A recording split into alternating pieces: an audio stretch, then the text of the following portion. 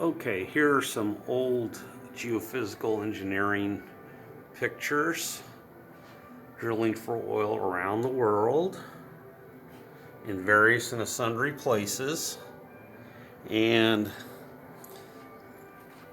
these are old seismographs. This one's obviously called a jug because for obvious reasons, just look at it. So this was the workhorse of the seismic industry back in the 1930s. This is a submersible geophone. So early offshore drilling. This is a string galvanometer that would measure the return. Here's a seismic reading from the 1920s. And there's a box of the 11 string harps. They were called that because of their resemblance to musical harps. They photographically recorded vibrations onto paper. And there's a to show how it would do it. So these were the workhorses of the early oil industry. The reason I want to bring this up is a lot of the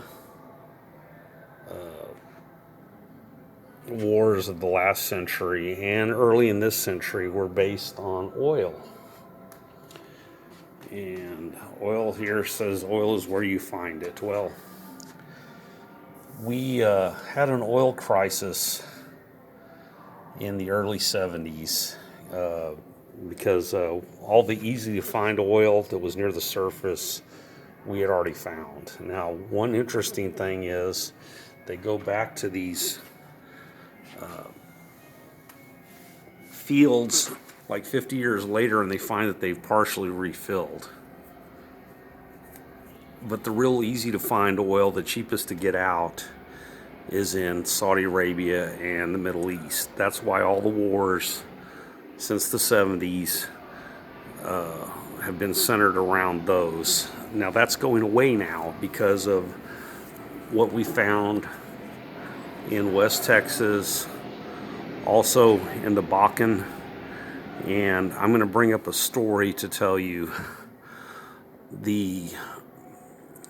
so the oil crisis, the oil shortage of the early 70s, people had scaled back their use, and the Saudis were a little scared. They knew they could jump the price back up, but Americans just stopped driving at the time. People were stealing gas out of the back of people's cars. I remember it was pretty silly. You could only fill up your car on certain days depending on what your license plate ended in. But it was a silly time. So right about that time, in a place called Gull Island in the north part of Alaska. Now, they were already drilling for oil up there. The Alaskan pipeline was being built, and it was going to ease some of the dependence on foreign oil. But they found this enormous find. It's called Gull Island. And you can read about the story I'm going to tell you in a book that's already been redone about 6 times called The Energy Non-Crisis. But in there, they said, well, we found this giant oil field, and it's so huge. It's basically the size, almost as big as the one in Saudi Arabia. Not quite, but almost. The Ghawar field. That's the big one in Saudi Arabia.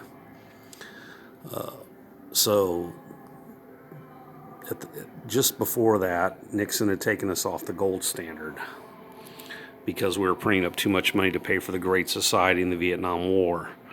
So an idea was hatched, and he sent Kissinger over to the Middle East with his proposal to all these little emirates and kingdoms, and this was the plan.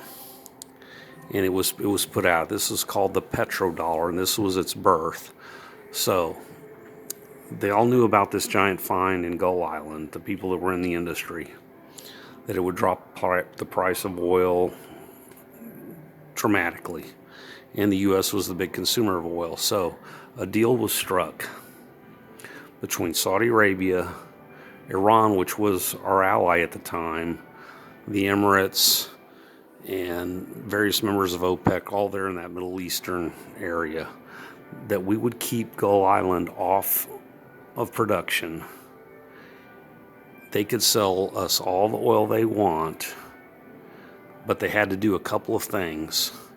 And we would sell them all the weapons they wanted, so they'd have these neat, cool little armies with all the money they made. So we were making money on them each way, as this story goes that I'm telling you. So they agreed to keep our oil off the market, and we'd buy all the oil they wanted, but there had to be a couple of provisos. One, 10% of their profit had to be used to buy treasury bills to prop up. Actually, we were exporting inflation that way. The second thing, they had to trade all their oil in dollars. So that would make dollars valuable to everybody, even though there was no more gold and silver backing it up. I mean, we had the gold in Fort Knox, but there was no more gold added to it. So that was the petrodollar you've heard so much about. And so every country had at the time, up until about 2003, every country had to buy oil in US dollars, so they had to hold on to a bunch of dollars. So dollars were important. We are still the de facto world currency, although that day is probably coming to an end pretty soon.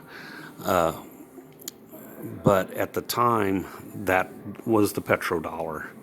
And we would go to war with countries that didn't follow the petrodollar. That was one of the reasons we invaded Iraq. They started, the first time was because they got greedy and were going to seize all the oil fields in Kuwait. But the second one, because of the sanctions, he started selling oil to get around the sanctions in euros and gold. The same thing with Muammar Gaddafi. Muammar Gaddafi started selling oil in euros and gold, and he had to go. So nowadays we have sanctions on all kinds of, Iran still has sanctions on them. We can't do anything really against Russia and China if they want to do it, but everybody else, we pretty much hammer them. Now the world is awash in oil. Hubbard's Peak was obviously a lie. There's oil everywhere.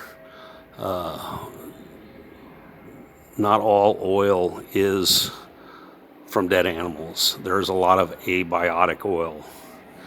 And we are literally sitting on seas of oil. Now, the Saudis are currently drilling offshore, and they're injecting water into that big Ghawar field, which tells you it's about to play out. So that'll create instability in the area in the decade to come. But there's oil everywhere, and they find it everywhere, and oil will no longer be the big thing for starting wars. The one coming up will be food. And like I said, we're coming on to the end of the petrodollar. They're going to redo the currency here pretty soon. There will be a one world currency coming up, and probably within 3 years. And the bankers are behind basically all this stuff. Even these oil wars were caused by the bankers. So anyway, check it out. If you want to get a little bit more into this, there was a book called The Economic Hitman by John Perkins. The Energy Non-Crisis. Like I said, there are several versions of this book, and it was written by a Baptist pastor that was actually he would fly around in a little Cessna all over where the pipeline was, and he would minister to all the people. Well, he solved a lot of people's, stopped the suicide rate, dropped, productivity went up because he was talking to everybody. So they made him an honorary board member, and he learned all this stuff. So anyway, if you would, I would like you to like, share, and subscribe. It would help me a lot to get this message out. Thank you. I'm out of here.